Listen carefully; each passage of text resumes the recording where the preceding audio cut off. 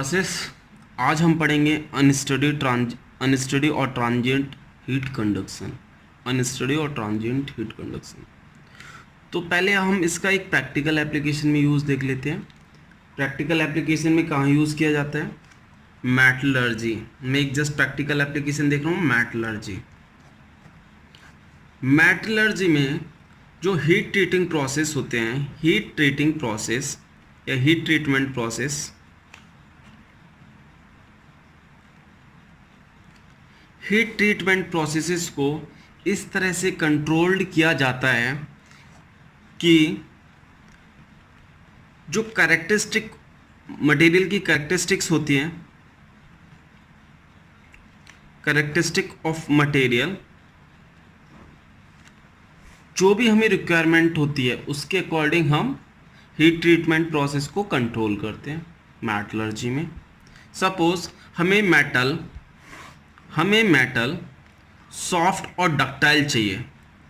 Metal हमें soft और ductile, तो क्या करेंगे हम? स्लो कूलिंग करेंगे।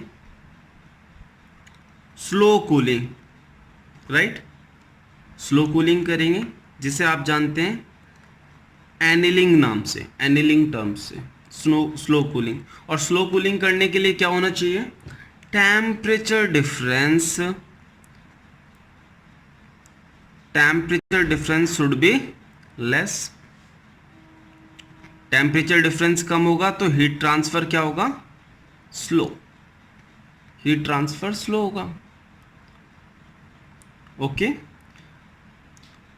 हीट ट्रीटमेंट प्रोसेसेस को आप कंट्रोल कर सकते हैं। कंट्रोल करने का पर्पस क्या है? हमें डिजायरेबल मटेरियल चाहिए। मटेरियल की प्रॉपर्टीज़ के लिए हमें ट्रीटमेंट प्रोसेस को कंट्रोल करते हैं। सपोज हमें सॉफ्ट मटेरियल चाहिए तो हम स्लो कूलिंग करेंगे। स्लो कूलिंग के लिए क्या है? टेम्परेचर डिफरेंस कम होना चाहिए ताकि हीट ट्रांसफ़र स्लो हो। ओके। अगर हमें हार्ड चाहिए मटेरियल, मेटल हमें हार्ड चाहिए, तो इस केस में हम फास्ट कूलिंग करेंगे। फास्ट कूलिंग जिसे आप जानते हैं क्वेंचिंग के नाम से, rapid cooling. Okay. Fast cooling कैसे कर सकते हो आप? अगर हमारा टेम्परेचर डिफरेंस ज़्यादा है तो आपका हीट ट्रांसफ़र ज़्यादा होगा, हीट ट्रांसफ़र रेट फास्ट होगी, rate of heat transfer fast होगा, जिसकी वजह से आपकी जो सरफेस मिलेगी मटेरियल की हीट ट्रीटमेंट प्रोसेस में वो हार्ड मिलेगी। तो ये हो गया हमारा प्रैक्टिकल एप्लीकेशन में अनस्टडी और ट्रांजिएंट हीट कंडक्शन का यूज़। ओके। तो अब जब हम इसकी एनालिसिस करेंगे, कैसे करेंगे देखिए। पर्पस, सपोज मुझे कोई कोल्ड बॉडी दे दी। कोल्ड बॉडी, सपोज मेरे पास एक रेफ्रिजरेटर है, उसके अंदर एक बॉडी है, ठीक है। इसका टेम्परेचर Ti मेंटेन हो गया। जब Ti टेम्परेचर पे ये बॉडी मेंटेन हो गई तभी मैंने इमीडिएटली इस बॉडी को निकाला और इस बॉडी को मैं एम्बिएंट में ले आया और एम्बिएंट का टेम्परेचर T इन्फिनिटी है। ओके। ये एग्जांपल देख रहा हूँ मैं कोल्ड बॉडी का, ठीक है, कोल्ड बॉडी का। तो Ti टेम्परेचर से मैं डायरेक्ट एम्बिएंट में इस बॉडी को ले आया, एक्सपोज किया टू द एनवायरनमेंट फ्लूइड या एक्सपोज टू द एनवायरनमेंट। अब हमसे पूछेगा क्वेश्चन में, आफ्टर टी टाइम इसका आप टेम्परेचर बताइए, या तो ये पूछ सकता है, और टी टेम्परेचर तक पहुंचने में कितना टाइम लगा ये पूछ सकते हैं।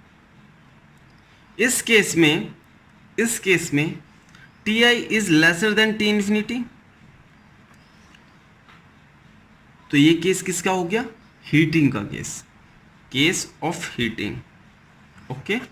इसमें क्या होगा? हमारी बॉडी जैसे एनवायरनमेंट में आएगी, हीट एम्बिएंट से बॉडी में ट्रांसफर होगी।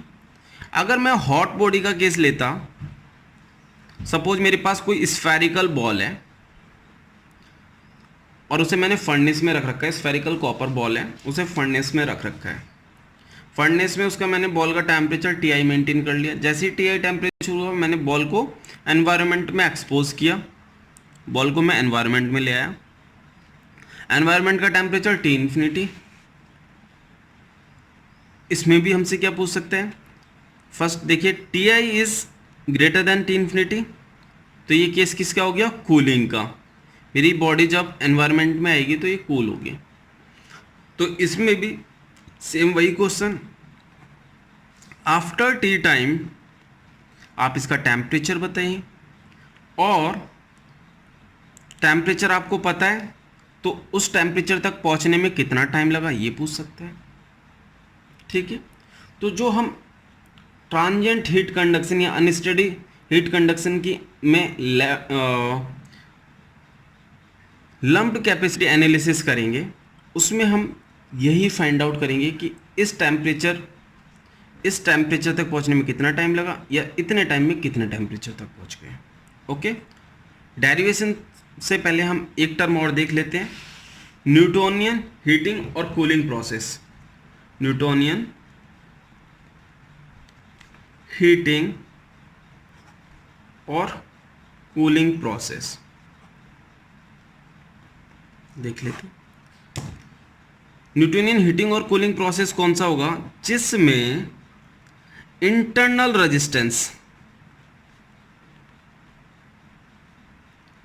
रेजिस्टेंस को इग्नोर कर दिया जाए in comparison to surface resistance. उस प्रोसेस को हम न्यूटोनियन हीटिंग और कूलिंग प्रोसेस बोलेंगे, जिस प्रोसेस में इंटरनल रेजिस्टेंस को इग्नोर कर दिया जाए। और ये कब पॉसिबल होगा, अगर कोई बॉडी है मेरे पास, जब तक उसकी थर्मल कंडक्टिविटी बहुत ज़्यादा हाई ना हो। मीन्स अगर इसकी थर्मल कंडक्टिविटी इन्फिनिटी है तो मैं मान लूँगा कि टेम्परेचर ग्रेडियंट्स इस बॉडी में जीरो हो गए। जिस टेम्परेचर ग्रेडियंट्स जीरो हो गए means temperature will remain uniform through out the body. Okay, ये था हमारा न्यूटोनियन हीटिंग और कूलिंग प्रोसेस। अब हम देखेंगे lumped system analysis. Lumped system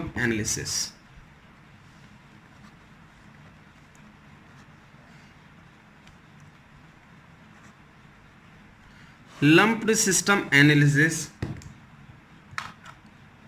इसमें क्या होता है, temperature is a function of time only, not function of space. Clear? Suppose मेरे पास कोई बॉडी है, इस बॉडी में टेम्परेचर, इसमें काफ़ी सारे पॉइंट्स होंगे, इन्फिनाइट नंबर ऑफ पॉइंट्स होंगे। Temperature at any point, eight any instant of time through out the body will remain same. ऐसा नहीं होगा कि यहाँ पर टेम्परेचर सपोज 10 डिग्री है, यहाँ पर 20 डिग्री सेल्सियस, नहीं।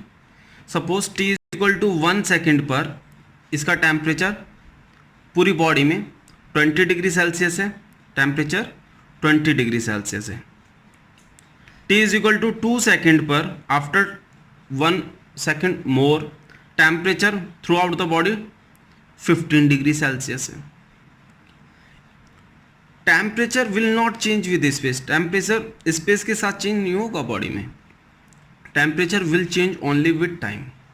ओके, तो लम्प्ड सिस्टम एनालिसिस के लिए अगर टेम्परेचर यूनिफॉर्म होना है विद इन द बॉडी, तो इसके लिए इंपॉर्टेंट थिंग क्या है कि इंटरनल टेम्परेचर ग्रेडियंट्स नेग्लिजिबल हो, या फिर इंटरनल कंडक्शन रेजिस्टेंस नेग्लिजिबल हो। ओके, तो लम्प्ड सिस्टम एनालिसिस कब वैलिड होती है हमारी, हम देखते हैं। लम्प्ड सिस्टम एनालिसिस मैं अभी बायोट नंबर से कनेक्ट करता हूं। Lumped system analysis is exact when Biot number is equal to 0। When Biot number is equal to 0, इसका मतलब क्या हो गया, बायोट नंबर क्या होता है मेरा, ICR upon ECR is equal to 0। ICR is equal to 0। Okay, इससे क्या पता चला, इंटरनल कंडक्शन रेजिस्टेंस आपका क्या होता था, एस अपॉन के ए। बायोट नंबर के बारे में आप मेरी एक अलग से वीडियो है, बायोट नंबर, हाइजलर चार्ट्स और फूरियर नंबर, उसमें मैंने बायोट नंबर को डिटेल में समझाया है, आप उस वीडियो को देख सकते हैं। एस अपॉन के ए 0, एस और ए डायमेंशंस हैं, तो यहाँ से क्या हो गया, थर्मल कंडक्टिविटी इन्फिनिटी। जब थर्मल कंडक्टिविटी इन्फिनिटी होगी तब मेरा lumped system analysis exactly apply कर सकता हूँ, मीन्स एग्जैक्ट है, उसमें कोई भी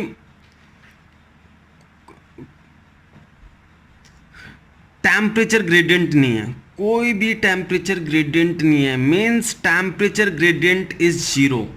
internal temperature gradients are zero.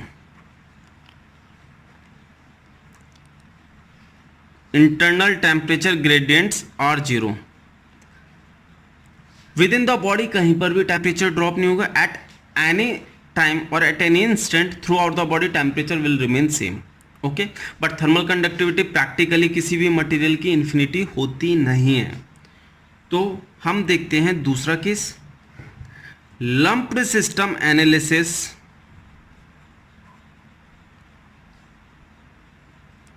Is applicable or you can say valid when Biot number is less than 0. Biot number is less than 0.1. Okay, first case था जब lumped system analysis exactly Biot number was 0। अब दूसरा केस है when lumped system analysis is applicable और valid when Biot number is less than 0.1। Okay, तो यहाँ से देखते हैं ICR upon ECR is less than 0.1, ICR is less than 0.1 ECR। It means ICR internal conduction resistance is negligible और you can say internal temperature gradients are negligible. Negligible का मतलब क्या हुआ, यहाँ पर जीरो नहीं है, negligible means less than 5% temperature gradients. Less than 5% temperature gradients अब भी एग्जिस्ट करेंगे, इसमें इंटरव्यू में पूछ लिया जाता है एग्जैक्ट और वैलिड और एप्लीकेबल। वैलिड में डिफरेंस क्या होगा, तो उसमें ये इंपॉर्टेंट पॉइंट है, जब लेस देन 5% टेम्परेचर ग्रेडियंट्स होंगी तब हमारी लम्प्ड सिस्टम एनालिसिस वैलिड होगी, अदरवाइज एग्जैक्ट तब होगी जब हमारी टेम्परेचर ग्रेडियंट्स जीरो हों। क्लियर? बायोट नंबर हमारा क्या था, HS/K। ओके, और हमारी लम्प्ड सिस्टम एनालिसिस कब एप्लीकेबल हो रहा है, जब बायोट नंबर बहुत छोटा है। तो छोटा होने के लिए मीन्स लेस देन 0.1, इसके लिए क्या फेवरेबल होना चाहिए, thermal conductivity should be high. Thermal conductivity of solid की बात हो रही है यहाँ पे, ये सॉलिड की होती है थर्मल कंडक्टिविटी, नुसेल्ट नंबर में फ्लूइड की होती है। Thermal conductivity should be high, dimension of the body should be small, characteristic dimension should be small, heat transfer coefficient should be small, तभी तो मेरा बायोट नंबर स्मॉल आएगा। Clear? तो इससे ये जो अभी हमने पढ़ा, अभी तक केवल ये कवर किया कि लम्प्ड सिस्टम एनालिसिस मेरी कब वैलिड होगी, क्या एजम्पशंस होती है। ये बहुत इंपॉर्टेंट है, कन्वेंशनल क्वेश्चंस में ये पार्ट रहता है कि बताइए लम्प्ड सिस्टम एनालिसिस के लिए क्या आप एजम्पशंस लेते हैं, तो आपको ये सारा डाटा उसमें मेंशन करना है। कन्वेंशनल थ्योरेटिकल क्वेश्चन काफ़ी बार आ चुका है, आप देख सकते हैं प्रीवियस क्वेश्चंस में। ओके, अब हम देखेंगे कि हम कैसे टेम्परेचर और टाइम का रिलेशन फाइंड आउट करते हैं। ओके, तो अब हम एक डेरिवेशन करने जा रहे हैं। बिफोर डेरिवेशन मैं आपको डायग्राम से बता देता हूँ लम्प्ड सिस्टम एनालिसिस में क्या केस रहेगा। सपोज मेरा हॉट स्फेरिकल बॉल थी जिसका इनिशियल टेम्परेचर मेरा 300 डिग्री सेल्सियस था। ठीक है, ओवन में इनिशियल टेम्परेचर कितना था 300 डिग्री सेल्सियस। सपोज ये बॉल है और मैं इसे 3 पार्ट में दिखा रहा हूँ, ठीक है, 300 degree Celsius 300 degree Celsius through out the spherical ball maintain है। आफ्टर 10 सेकेंड टेम्परेचर देखते हैं। अब सपोज इसका टेम्परेचर 250 डिग्री सेल्सियस हो गया, through out the body 250 degree Celsius maintain है। आफ्टर 15 सेकेंड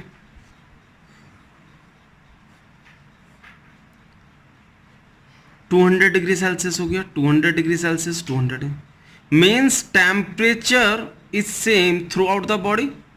तो यहां पर हमारी लंप्ड सिस्टम एनालिसिस वैलिड होगी, लंप्ड सिस्टम एनालिसिस वैलिड होगी, एनालिसिस वैलिड होगी, ठीक है।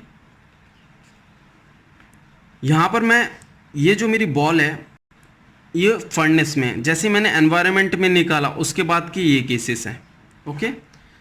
अब मैं दूसरा केस देखता हूं। अभी तक मेरी स्फेरिकल बॉल ओवन में या फर्नेस में through out 300 degree Celsius maintain है। जैसे ही मैं इसे एनवायरनमेंट में ले गया, इसका टेम्परेचर सपोज कहीं 280 डिग्री सेल्सियस है, कहीं 250 डिग्री सेल्सियस है, कहीं पर 260 डिग्री सेल्सियस है या 240 मान लीजिए, ठीक है, 240 degree Celsius means temperature is not uniform through out the body. इसका मतलब क्या हुआ, temperature gradients with in the body exist कर रही है, जिसकी वजह से टेम्परेचर देखिए कहीं पर ज़्यादा है कहीं पर कम है। सपोज आफ्टर 15 सेकेंड यहाँ पर 240 हो गया, यहाँ 200 डिग्री सेल्सियस, यहाँ 150 डिग्री सेल्सियस। यहाँ पर भी टेम्परेचर ग्रेडियंट्स एग्जिस्ट कर रही हैं, जिसकी वजह से टेम्परेचर सेम नहीं है throughout the body. It means here lumped system analysis is not valid, lumped system analysis is not valid, okay. तो माय डियर फ्रेंड्स, जब भी अब आपके पास कभी क्वेश्चन आए लंप्ड सिस्टम एनालिसिस से रिलेटेड, तो आप सबसे पहले क्या करेंगे, बायोट नंबर फाइंड आउट करेंगे, ठीक है। अगर आपका बायोट नंबर लेस देन 0.1 आता है तो आपकी लंप्ड सिस्टम एनालिसिस वैलिड होगी, अदरवाइज वैलिड नहीं होगी, ठीक है। जब लंप्ड सिस्टम एनालिसिस वैलिड होगी तब आप जो अब मैं फॉर्मूला ड्राइव करने जा रहा हूं आप उसे यूज कर पाओगे, ओके। तो सपोज मैंने कोई बॉडी ले ली, now I am starting my derivation relation किसका, टेम्परेचर एंड टाइम, ठीक है। टेम्परेचर और टाइम के बीच का रिलेशन फाइंड आउट करने जा रहे हैं। बॉडी को फर्नेस से निकाला, उसके बाद किसी पर्टिकुलर टेम्परेचर तक पहुंचने में कितना टाइम लग रहा है या किसी पर्टिकुलर टाइम में कितने टेम्परेचर तक बॉडी पहुंच रही है। सपोज ये मेरे पास हॉट स्फेरिकल बॉल है, ठीक है। अभी मैं बॉडी बोल रहा हूँ, बॉल नहीं बोल रहा, बॉल बोल दूंगा तो शेप फिक्स हो जाएगी, ओके। मेरे पास ये सपोज कोई बॉडी है जिसकी डेंसिटी रो है, मास m है, वॉल्यूम v है, स्पेसिफिक हीट Cp है, ओके। as क्या है, मेरा surface area, as surface area है। एम्बियंट में रखी ये बॉल, मैंने ओवन से निकाली या फर्नेस से निकाली, उसके बाद एम्बियंट में रख दिया, तो यहाँ पर हीट कन्वेक्शन होगा, हीट ट्रांसफर कोफिशिएंट एच दे रखा है और एम्बियंट टेम्परेचर मुझे T इन्फिनिटी दे रखा है। हीट ट्रांसफर कोफिशिएंट की आपको यूनिट पता है, वाट पर मीटर स्क्वायर केल्विन, ठीक है। माय डियर फ्रेंड्स, अगर मैं एनर्जी बैलेंस इक्वेशन लिखना चाहूँ तो क्या होगा, जितना अमाउंट ऑफ हीट सरफेस से कन्वेक्ट हो रहा है उतना rate of internal energy decrease करेगा। तो एनर्जी बैलेंस इक्वेशन को मैं लिखता हूं, एनर्जी बैलेंस इक्वेशन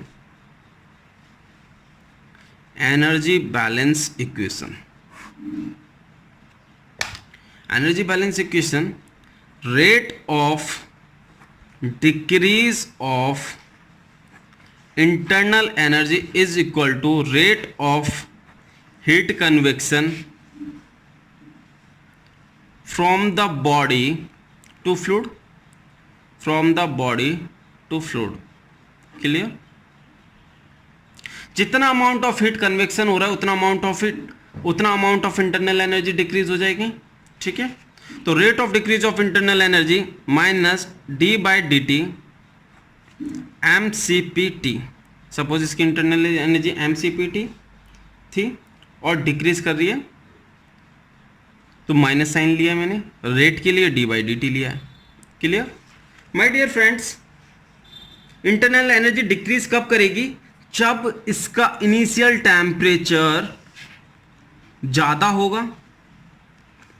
ये मैं कूलिंग का केस लेकर चल रहा हूँ। अगर हीटिंग का केस होता तो मेरी इंटरनल एनर्जी बढ़ती। ठीक है, तो यहाँ मैं कूलिंग का केस ले रहा हूँ। इनिशियल टेम्परेचर टी था, T greater than ambient temperature, तो हीट जो फ्लो होगी बॉडी से सराउंडिंग में फ्लो होगी, बॉडी से एम्बिएंट में फ्लो होगी, जिसकी वजह से बॉडी कूल करेगी। इसलिए मैंने decrease of internal energy use किया। अगर इसका टेम्परेचर कम होता और केस हीटिंग का होता, मींस एम्बिएंट से बॉडी को हीट जा रही है, तो rate of increase of internal energy करता। Okay, rate of heat convection H into A s into t minus T infinity. ये जो मैं इक्वेशन लिख रहा हूं किसी पर्टिकुलर इंस्टेंट के लिए लिख रहा हूं, at particular instant of time. ठीक है, सपोज पर्टिकुलर इंस्टेंट टाइम पे टेम्परेचर क्या है? T। ये हो गया मास कांस्टेंट है, स्पेसिफिक हीट कांस्टेंट है, उसे बाहर ले सकते हैं, तो ये हो गया dt by small dt। H into A S T minus T infinity. Temperature को मैं इधर ले आता हूँ, dt के साथ बाकी टर्म को ले जाता हूँ, dt upon T minus T infinity H A S M C P, ये हो गया dt। राइट, एम को क्या लिख सकता हूँ? मास को मैं डेंसिटी इंटू वॉल्यूम लिख सकता हूँ, dt upon T minus T infinity H into A S rho we C P dt। Okay, integrate कर देता हूं। इनिशियल टेम्परेचर Ti था, एम्बिएंट में after time T temperature T हो गया। Ti कब था? जब जीरो टाइम पर, और आफ्टर T टाइम कितना हो गया? T temperature. तो ये हो गया ln T minus T infinity Ti से T H A S rho we C P into T. Clear? Values को रख देते हैं। What I will get here, ln T minus T infinity upon Ti minus T infinity. एक step मैंने reduce कर दिया mathematics का, जो कि आप कर सकते हैं, rho we C P T. यहाँ से हो गया T minus T infinity upon Ti minus T infinity is equal to e to the power H A upon rho we C P into T. Clear? ये मेरा एक important, very important relation मिल गया। इस पर बेस्ड कन्वेंशनल क्वेश्चंस भी आते हैं ईएस में, गेट पीएसयूज में तो आते ही आते हैं। ठीक है, जहां पर कैलकुलेटर यूज होगा, वहां पर ये फॉर्मूला, जहां पर कैलकुलेटर यूज नहीं होगा वहां पर अवॉइड करेंगे इस क्वेश्चन को, जहां पर कैलकुलेटर अलाउ होगा वहां पर दिया जाएगा। My dear friend, something is left. हम यहां पर नेगेटिव साइन भूल गए, minus e to the power minus H A upon rho we C P into T. Okay, इसका मतलब क्या हुआ? इस इक्वेशन से टेम्परेचर डिस्ट्रीब्यूशन कैसा आया मेरा? टेम्परेचर डिस्ट्रीब्यूशन मेरा आया एक्सपोनेंशियल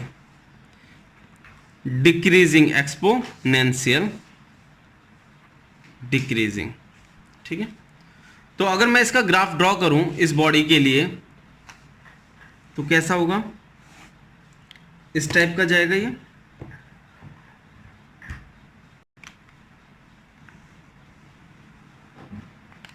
इस टाइप का जाएगा, एक्सपोनेंशियली डिक्रीज कर रहा है, नेंशियली डिक्रीज कर रहे हैं। टेम्परेचर ग्रेडियंट आप देख सकते हैं डिक्रीज करती जा रही है, टेम्परेचर ग्रेडियंट डिक्रीज करती जा रही है। ये जो कर्व ड्रॉ किया किस किस के बीच में, temperature versus time, minus dt upon dt क्या बता रहा है यहाँ पे, rate of cooling, rate of cooling. Exponential curve draw किया, टेम्परेचर ग्रेडियंट आप देखिए डिक्रीज करती जा रही है। जब टेम्परेचर डिफरेंस ज़्यादा होगा तब हीट ट्रांसफर ज़्यादा होगा। जैसे जैसे टाइम के साथ टेम्परेचर डिक्रीज करता जाएगा बॉडी का, वैसे वैसे टेम्परेचर डिफरेंस डिक्रीज करेगा, जिसकी वजह से बॉडी ज़्यादा टाइम लेगी कूल होने में। ओके, अभी हम इसे दूसरे तरीके से समझते हैं। Suppose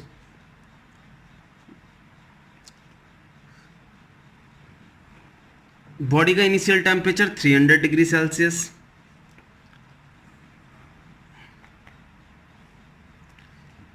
300 degree Celsius,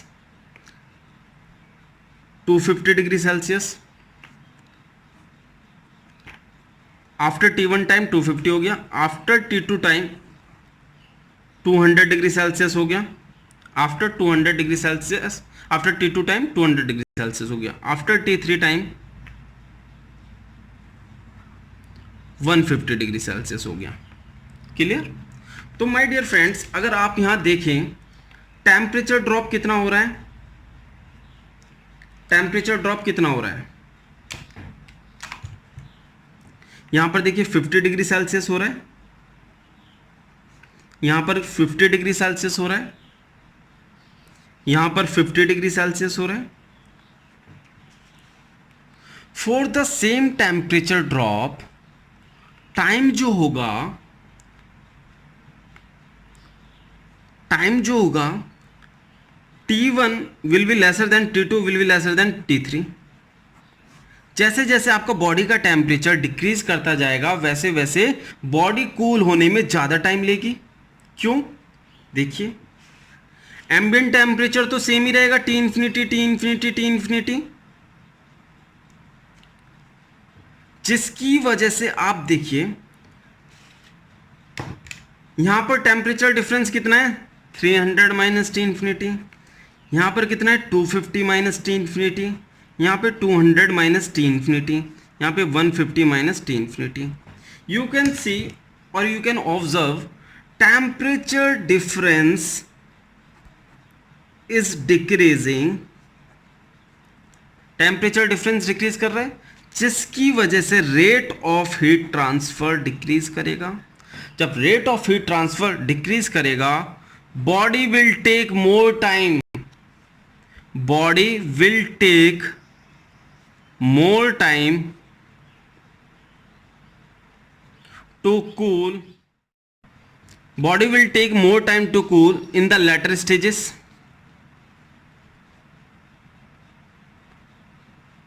means earlier stages में for the same temperature drop time कम लगेगा और लेटर स्टेजेस में time for the same temperature drop ज़्यादा लगेगा। आप यहाँ से भी नोटिस कर सकते हैं, अगर मैं इसे 300 degree Celsius, after that 250 degree Celsius, 200 degree Celsius, 150 degree Celsius का कर्व देख लेता हूं। ये मैं ड्रॉ कर रहा हूं। 300 से 250 में कितना टाइम लग रहा है, T1,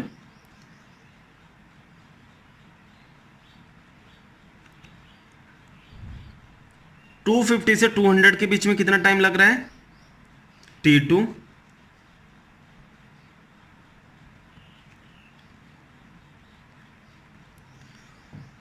200 से 150 के बीच में, 200 से 150 के बीच में कितना टाइम लग रहा है, T3।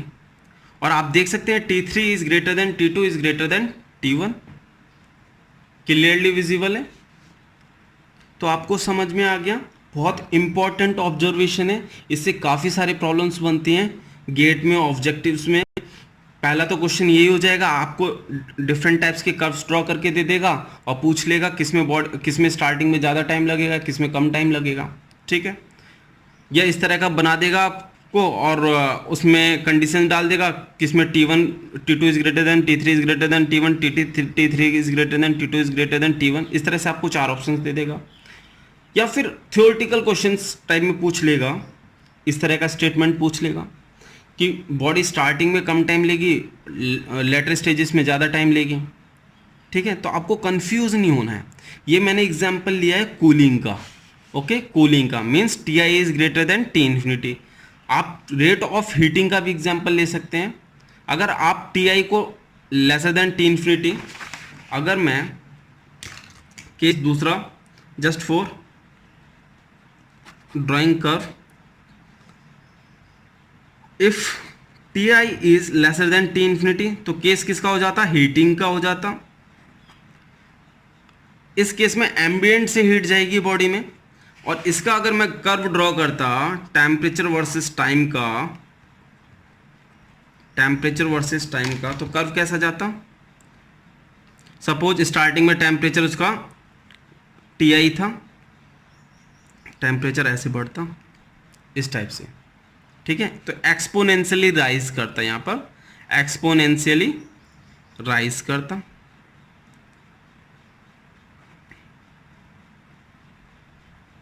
स्टार्टिंग में टेम्परेचर डिफरेंस ज़्यादा होता तो ज़्यादा हीट ट्रांसफर होती, लेटर स्टेजेस में टेम्परेचर डिफरेंस कम होगा तो हीट ट्रांसफर कम होगी। ओके, तो यहाँ तक मैंने आपको इस इक्वेशन का फिजिकल सिग्निफिकेंस बताया है। ओके, अब हम आगे बढ़ेंगे, इसी इक्वेशन को देखते हैं। T minus T infinity upon Ti minus T infinity is equal to e to the power minus H A upon rho we C P into T. याद होनी चाहिए आपको इक्वेशन। इसमें जो ये टर्म है H A S upon rho we C P, इसे मैं मॉडिफाई करता हूँ किसकी टर्म में, Biot number into Fourier number की टर्म में, बायोट इंटू फूरियर नंबर की टर्म में। देखिए H rho C P, A S को मैं नीचे ले गया तो ये हो गया V upon A S, H upon rho C P. V upon A S क्या होता है मेरा, कैरेक्टरिस्टिक डायमेंशन, जिसे मैं एलसी से भी डिनोट करता हूँ और स्मॉल एस से भी डिनोट करता हूँ। ठीक है, और मुझे अगर ऊपर बायोट नंबर की फॉर्म में कन्वर्ट करना है तो मेरे साथ क्या होना चाहिए, एच एल सी अपॉन के होना चाहिए। अगर मुझे बायोट नंबर चाहिए, ये कैसे आ सकता है, के अपॉन रो सी पी कर दूँ मैं, तो के से के कैंसिल हो गया, यहाँ पर के नहीं बचा। एल सी ऊपर डिनोमिनेटर में, न्यूमरेटर में ज़्यादा है तो मैं डिनोमिनेटर में एक एक्स्ट्रा कर देता हूँ। ठीक है, तो इस इक्वेशन को सिंप्लीफाई करोगे तो आपको ये मिलेगी, ये होगा H L C upon K by rho C P क्या होता है, अल्फा। ठीक है, अल्फा हो गया upon L C square. Clear. इसमें टाइम को अगर मैं और एडिशनल ले आऊं, जो इसमें टाइम दिया हुआ है स्मॉल टी, तो आप देखिए इधर आपको फूरियर नंबर मिल जाएगा। ये जो टर्म हुई ये बायोट नंबर हुई, ये जो है फूरियर नंबर। मैंने बायोट नंबर और फूरियर नंबर आपकी अपनी प्रीवियस वीडियो में बताया, आप उसे देख सकते हैं, डिटेल में बताया बायोट नंबर और फूरियर नंबर। ये मेरा बायोट नंबर हुआ, ये मेरा फूरियर नंबर हुआ। Okay, Fourier number is alpha T upon L C square H L C upon K. तो मुझे क्या मिला यहाँ से, एक important relation T minus T infinity upon T I minus T infinity e to the power minus Biot number into Fourier number. Okay, ये important relation आ गया। For limiting condition Biot into Fourier number is equal to 1, तो यहां से हमें क्या मिलेगा, Fourier number upon Biot number, ये हो गया।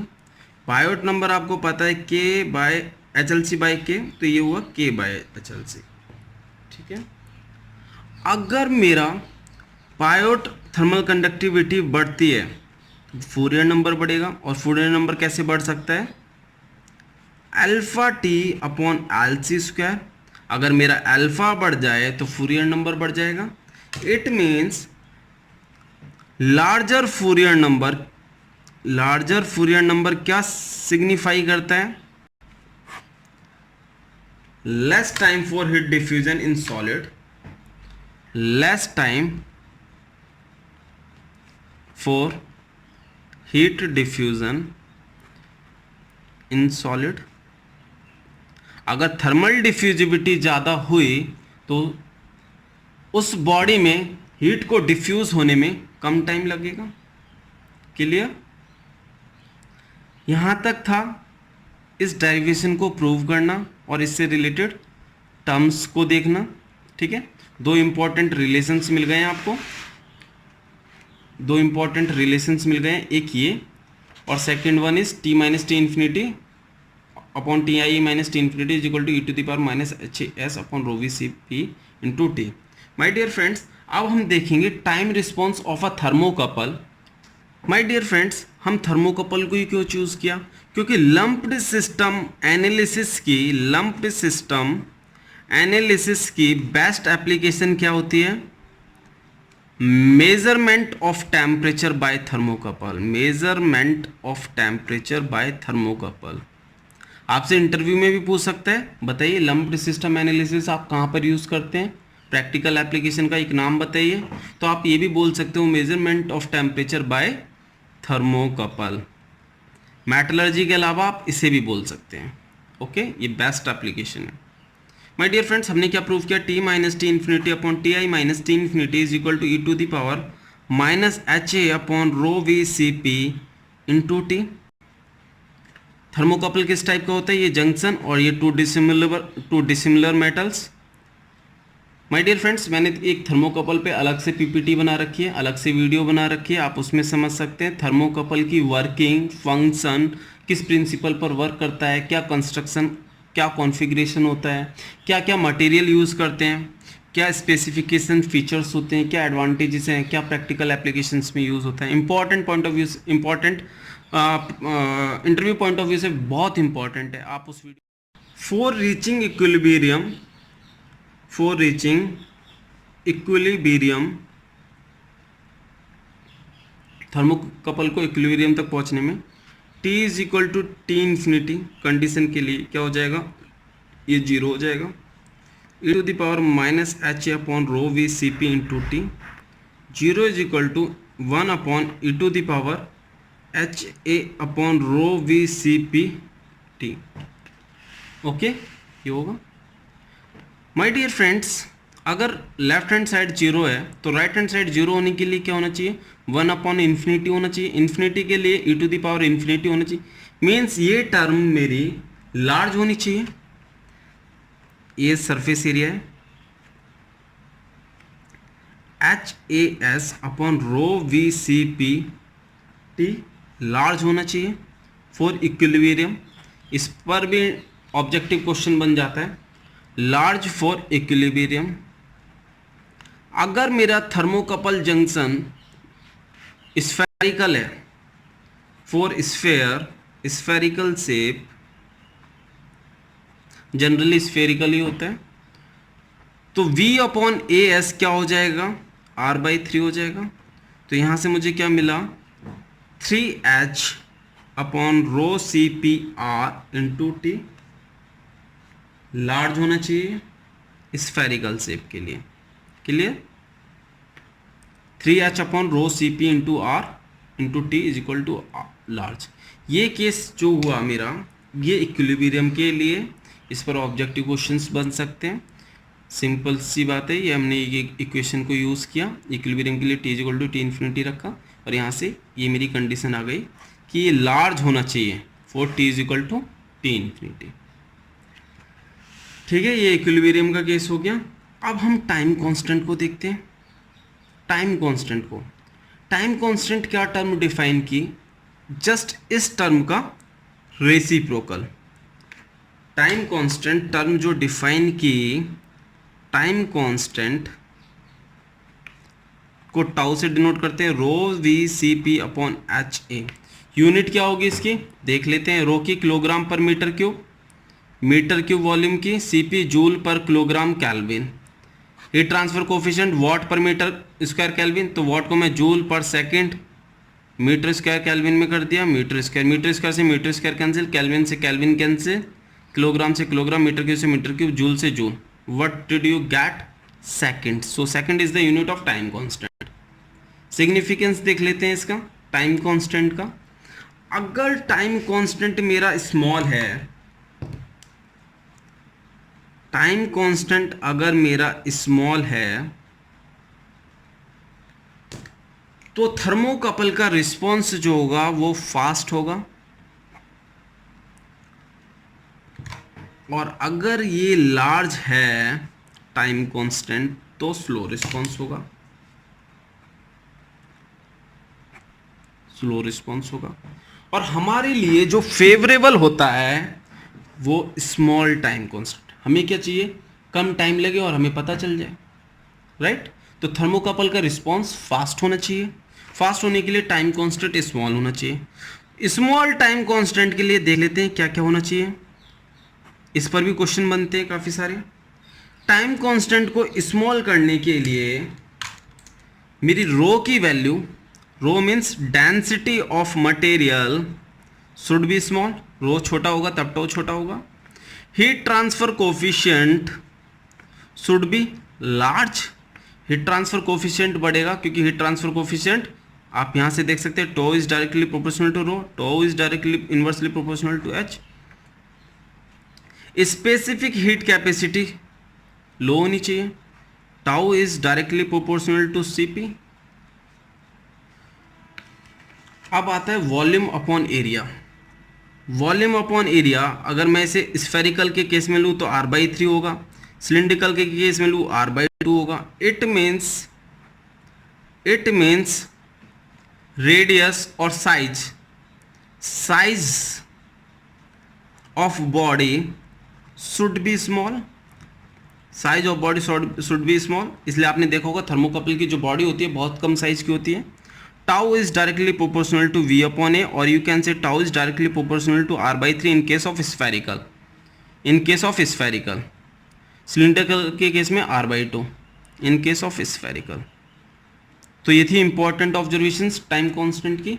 यहाँ से काफ़ी सारे थ्योरेटिकल क्वेश्चंस बनते हैं इंजीनियरिंग सर्विसेज में, तो आप यहाँ से सॉल्व कर सकते हैं, ईजिली सॉल्व कर सकते हैं. ओके, अब हम देखेंगे एक इम्पॉर्टेंट कंसेप्ट. इसमें ये टर्म जो है HAS अपॉन रो VCP, ये 1/τ होगी. तो इसे मैं लिख देता हूँ और सॉल्व करते हैं.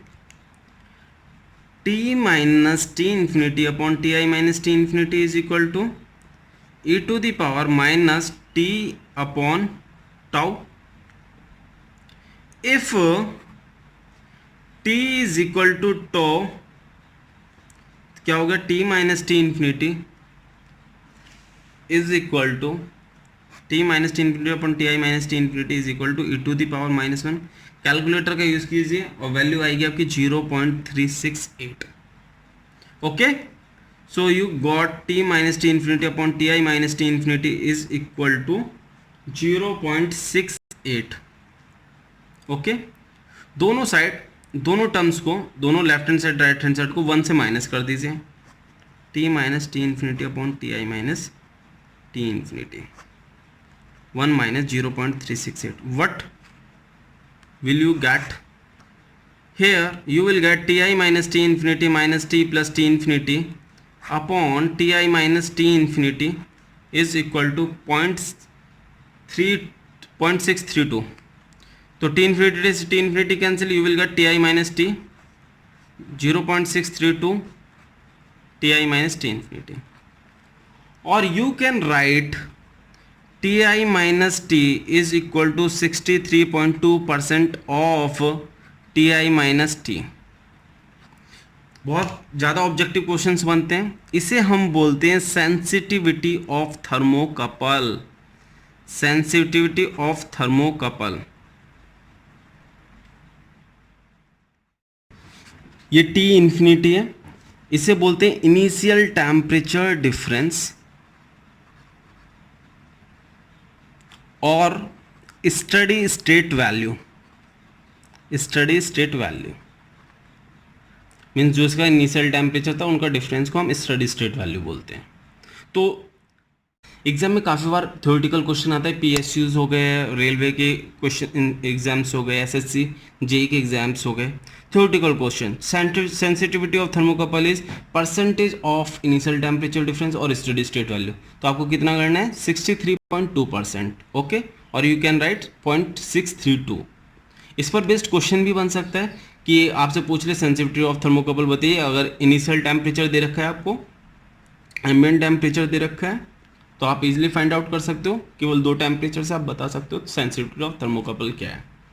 ठीक है, तो यहाँ पर हमारी ये क्लास ख़त्म होती है। इसमें मैं एक टर्म यूज़ किए थर्मोकपल। आप थर्मोकपल के बारे में डिटेल में मेरी एक अलग से वीडियो है थर्मोकपल की, उसमें देख सकते हैं। उसे मैं जल्दी ही अपलोड करने वाला हूँ।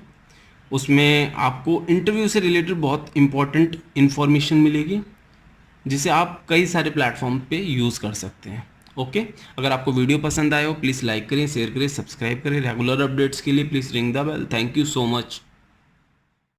You can join us on Telegram also.